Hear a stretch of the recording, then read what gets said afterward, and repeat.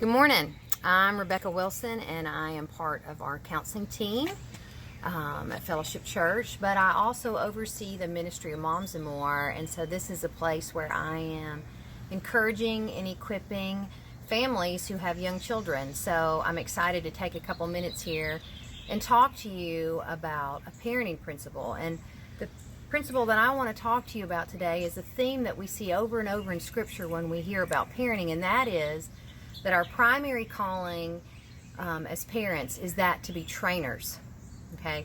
And so training is the same word that we hear over and over when we hear the word discipline in the Bible.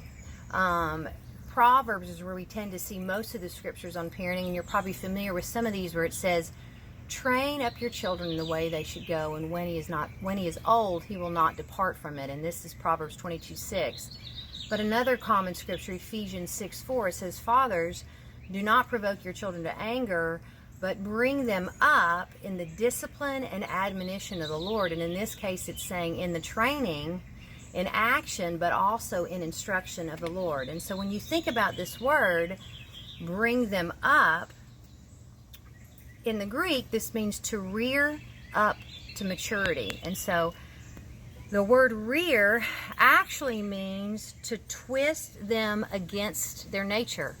So what the Hebrews knew is that we are training our kids in a way that is not natural to them, that our nature is to be self-centered. And so biblical parenting is actually moving our children against the self-centeredness that's naturally in them, against this to gratify their own needs, which we all have inside of us. And so when you think about training, it's different than just raising our kids.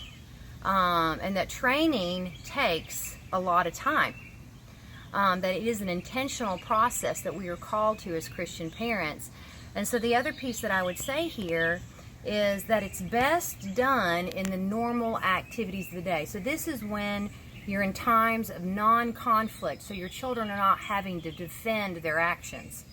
And if you think about a job that you've had, if the only training you got was when you're in the process of doing it and they're just correcting you when you're doing things wrong, you're not going to get much out of it, right? But that training, even for a job, needs to take place beforehand, so you are in the mindset to think about it and practice it before you have to use it hands-on. And so as parents, we do this in lots of different ways.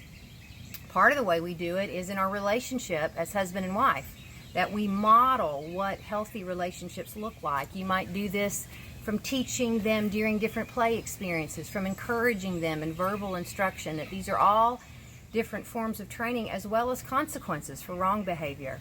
And so these are just things that I think this idea of training is a foundational concept for us to think about as Christian parents, and hope this was helpful.